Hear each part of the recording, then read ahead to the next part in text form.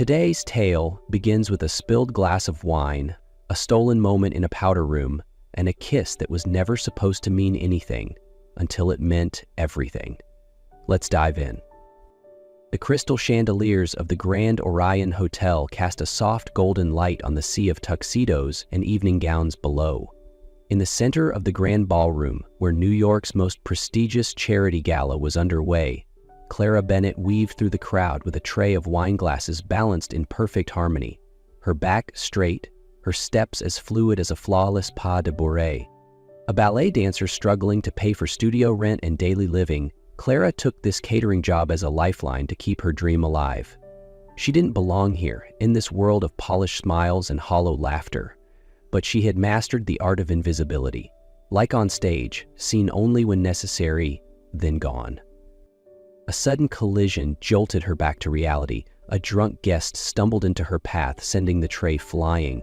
Glass shattered with a crash, and red wine splashed across the front of her white uniform shirt.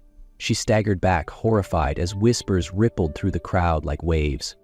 Clara bolted toward the guest powder room. Inside, she furiously dabbed at the spreading stains with paper towels, swallowing back tears. The door creaked open. Clara looked up, expecting another woman, but it was a man. He froze in surprise, then took a step back. "Sorry," he said. "I was looking for somewhere quiet to make a call." "The women's restroom isn't ideal for that," Clara replied, keeping her composure. He stepped in, this time without hesitation, and let the door close behind him. From his suit pocket, he pulled out a crisp silk handkerchief. "This works better than paper," he offered, holding it out. Clara hesitated before accepting. Their eyes met. "You're not staff," she noted. "And you're not like any server I've seen." "That's because I'm not like them." Clara lifted her chin, refusing to break the stare. He laughed, a low, genuine sound of surprise. "I'm Adrian." "Clara." And in that moment, between soft lighting and the scent of expensive perfume, something began. Clara wasn't sure what made her stay, his eyes, his calm voice, or the rare feeling of truly being seen, but she didn't leave. They talked in that powder room as if the world outside had vanished. Minutes blurred into hours. Adrian spoke of dull galas, of being surrounded by people who always wanted something. Clara shared stories of rehearsal studios, ripped point shoes, and the scent of sweat mixed with hope. They left the gala together, walking slowly beneath the New York night sky. The traffic, the lights, the whole world seemed to fade behind them. "Just one night of freedom," Adrian said, his voice low like wind brushing through empty streets. Clara glanced at him, half curious, half skeptical. "Completely crazy." "Utterly insane," he agreed, a quiet smile on his lips. "But worth it." She paused for a breath, then gave a soft laugh. "Totally crazy." And she nodded. An hour later, they were seated in the plush cabin of a private jet. Champagne sparkled in crystal glasses, laughter filled the air, and the city below was now a fading ribbon of lights. They talked non-stop. She shared memories of her childhood in dance studios, the calluses, the loneliness. He spoke of boardrooms filled with cold stares, of people who saw his wealth, not his soul. And then, almost naturally, the idea of marriage came up. When the jet landed in Las Vegas near 2 a.m., a limousine was waiting to take them to a small chapel glowing under neon lights. The sign out front read, "Eternal love in 30 minutes or less." Plastic rings were chosen from a dented silver tray. Their vows were scribbled on the back of a dinner receipt from the plane. An Elvis impersonator in a wig and sunglasses stood between them, crooning the soft melody of "Can't Help Falling in Love." "I now pronounce you husband and wife," Elvis said with a theatrical grin. Adrian turned and kissed her. It was soft, hesitant, uncertain, but something in it felt real. Morning light crept through the curtains of the hotel suite, spilling softly across the bed where Clara lay. She stirred slowly, her head pounding, mouth dry, and a strange weight on her left hand. She sat up suddenly. On her ring finger was a cheap plastic band. On the nightstand lay a napkin, scribbled with vows in blue ink, still faintly scented with champagne. It wasn't a dream. They had actually gotten married.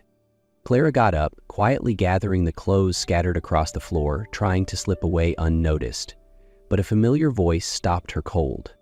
"Running away already, Mrs. Wolf?" She turned. Adrian leaned against the doorway, hair tousled, eyes tired but sharp. He didn't look like a man who had made a mistake. He looked like someone who had never been more certain. "This is insane," Clara said. "We got married drunk." "And if you want out, I won't stop you," Adrian said calmly. "But what if you didn't?" She said nothing. "Give me 6 months," he said, stepping closer. "We live like it's real. No strings. If you still think it's a mistake after that, you walk away. No drama, no hard feelings." "You treat marriage like a test drive?" "No," he said softly, "but I think what happened last night deserves a chance." Clara looked at him for a long beat, then she nodded. "On one condition," she said. He raised an eyebrow. "No prenups, no money, no pretending, just 2 real people, seeing what might happen." Adrian smiled. "Then let's begin, Clara Wolf." 3 days later, Clara stepped into Adrian Wolf's penthouse, and her first thought was overwhelmed. The ceiling soared sky high. Floor-to-ceiling windows overlooked the Manhattan skyline. Every inch of the place, from the ebony dining table to the cashmere rug beneath the Italian leather couch, radiated a level of wealth she had never touched. Clara clutched her canvas bag, filled with a few worn leotards and an old pair of point shoes. She didn't say anything, but her eyes spoke clearly. She didn't belong. "Welcome home," Adrian said, gently taking the bag from her. "I've cleared space in the master suite. But if you'd be more comfortable in the guest room across the hall?" She took a deep breath. "No. If we're doing this, we're doing it properly. No half measures." She quickly learned that living with someone like Adrian was a whole different world. He had a private driver, a personal assistant, and a housekeeper named Maria who came 3 times a week and insisted on calling Clara Madam, which made her blush. She stuck to her morning dance rehearsals, returning to her old studio, even as paparazzi began to lurk around the building after word of the surprise wedding got out. Blurry photos, tabloid headlines screaming, "Unknown ballerina marries billionaire." One afternoon, walking through the hall, Clara opened the wrong door and froze. Inside the room were dozens of framed photos of herself, canvas prints, stage shots, images she didn't even remember posing for. "You've been collecting pictures of me?" she asked, half accusing, half stunned. Adrian stood behind her, his voice quiet and honest. "I bought the first one at a charity auction. The rest I commissioned. But I never approached you. I stayed back, just watched."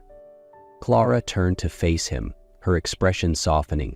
"So, that night at the gala wasn't a coincidence." "No," he admitted, "but meeting you exactly then, that was something I never planned, and it changed everything." Clara was beginning to settle into her new rhythm, part wife of Adrian Wolf, part ballet dancer who still spent her days at the same old studio, but peace never lasted long.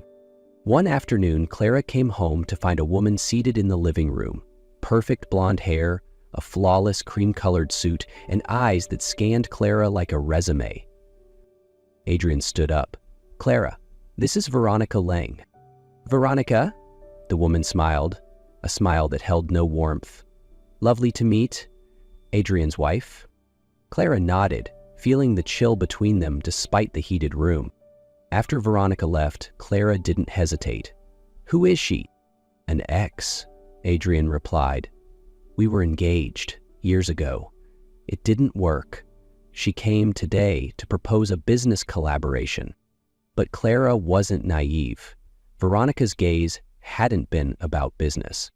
Days later, Clara received an unexpected email from Ballet du Soleil, one of Europe's premier contemporary dance companies. They were inviting her to Paris to audition for the lead in their upcoming production. She froze. It was the kind of opportunity she'd dreamed about her entire life. But it felt sudden, too perfect. And when she did some digging, she found out Veronica was a major benefactor of the company. "I think she orchestrated this," Clara told Adrian. "She's trying to get rid of me." "Maybe," he admitted, "but you were invited because you deserve it. Don't let her motives steal what you've worked for." Clara studied him, then nodded. "I'll go, but I'll do it on my own terms." And just a few days later, she left New York, alone with a suitcase, her point shoes, and a heart that had started falling for the man she'd accidentally married. Paris welcomed Clara with soft skies and streets lined with quiet beauty. She rehearsed daily at the historic theater near Opera Square, where Ballet du Soleil was headquartered. The auditions were fast-paced, intense, and Clara pushed herself to the limit. Every night, she called Adrian. They talked for hours about her routines, his plans to open a Thor Industries office in Europe, and silly details that made the distance feel shorter. Then it all unraveled with one message. "You don't know what your husband's doing. Check the New York Post." Clara tapped her phone.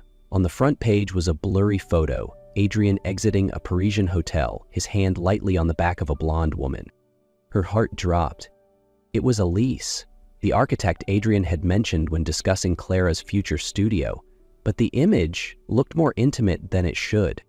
Her chest burned, not just from betrayal, but from the ache of disappointment. The trust she had carefully rebuilt, piece by piece, now cracked at the edges. Without another word, she packed her things and booked the earliest flight back to New York. She didn't return to the penthouse. She went to her old Brooklyn apartment, the last place that still felt real. She didn't tell anyone, but Adrian still found her. When the buzzer rang and she opened the door, she froze. "You left without a word," he said, exhaling. "But I knew. If you were hurt, you'd go where you felt safe. And that place isn't with me." His shirt was wrinkled, his hair disheveled, and his eyes full of regret. "I saw the photo," Clara said quietly. "I know, and I know what it looks like. But it was a walkthrough for your studio. Elise is just the architect. I have the emails, calendar invites, contracts, everything." Clara met his gaze. There was no denial, no performance, just raw, open hurt. "I'm not sure I can trust you anymore," she whispered. "I understand," Adrian said, "but I'll wait, if there's even a part of you that still wants to." She said nothing, but she didn't close the door. 1 week later, Wolf Industries' annual gala took place at the Museum of Natural History. At first, Clara hadn't planned to attend. After everything that happened, the idea of facing cameras beside Adrian felt unbearable. She had promised herself she wouldn't go, that she'd stay hidden in the safety of old walls. But when the morning light touched the small velvet box in her mailbox, something inside her stirred, something that still believed in them. Inside were sapphire earrings, the same pair she had once admired through a jewelry store window but never dared to buy. Along with them was a handwritten note. "If you still believe in us, walk into that room with me, like we're truly husband and wife. A." Clara sat in silence for a long time, then she stood, slipping into the deep blue gown Adrian once said made her look like the sky right before dawn. When she entered the grand hall, every head turned. Adrian extended his hand. She placed hers in his without hesitation, together, unashamed. Amid the shimmer of music and whispers of speculation, a familiar voice cut through. "Clara." It was Veronica Lang. "You're very brave to show your face tonight." Clara smiled. "Bravery is knowing who you love and choosing not to walk away." Veronica raised a brow, but before she could respond, the ballroom lights dimmed. Adrian stepped onto the stage. "Before we continue tonight's program," he began, his gaze finding Clara in the crowd, "I need to say something." He spoke of a mistake, not of betrayal, but of silence that hurt the person he loved most. His voice rang clear through the curious crowd.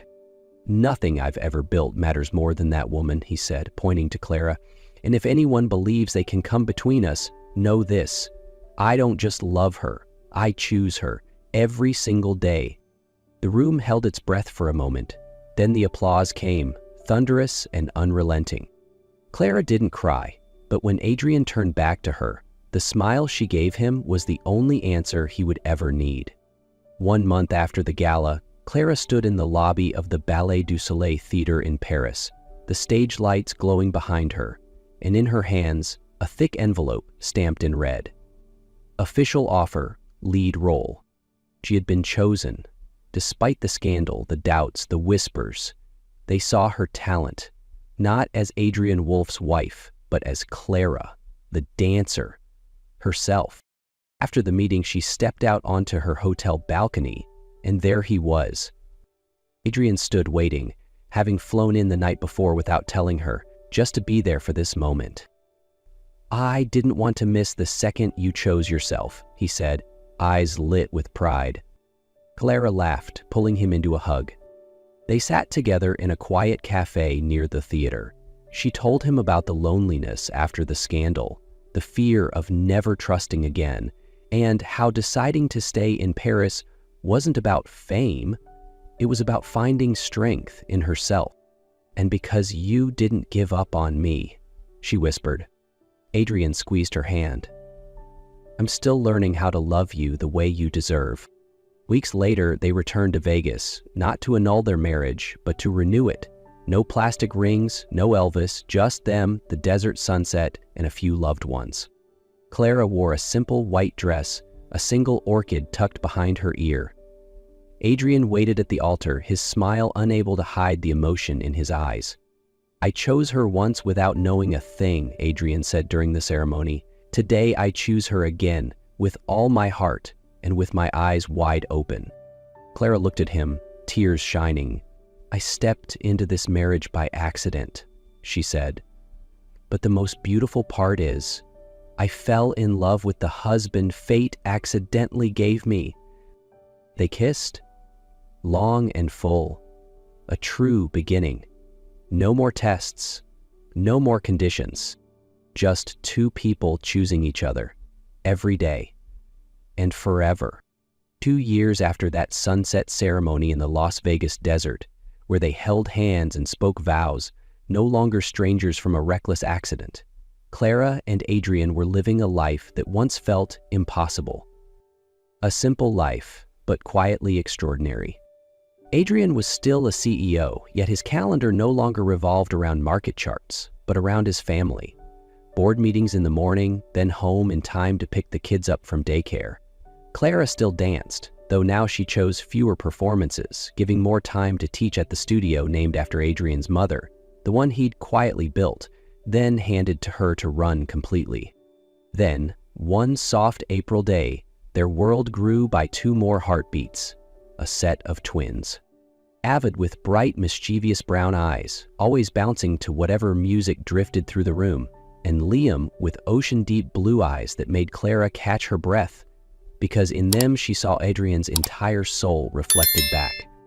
The house that was once too quiet was now filled with giggles, wails, and the soft pitter-patter of tiny feet roaming the halls at 3 a.m. But not once did Clara resent the noise or the chaos.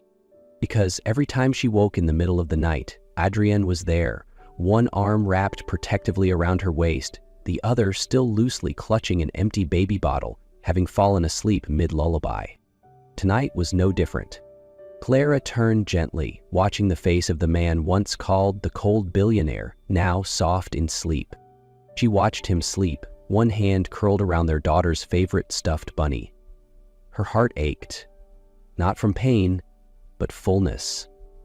They'd been through everything, and somehow they'd chosen each other again and again. "I accidentally married a billionaire, but loving the man behind the fortune, that was the best decision of my life,"